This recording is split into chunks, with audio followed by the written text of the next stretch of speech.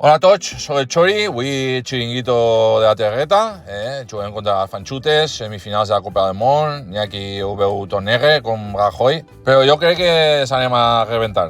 Jo confio en la Goja, tenim un gran porter, Unai Simón, a lateral dret, una de les revelacions.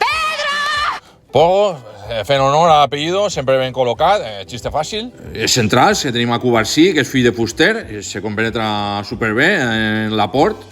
Per l'esquerra, la Cucurella, en aquesta pelambrera, pareix una menina. A mig del camp pues, ja ve futbol xampany, Rodri, Baena, Olmo.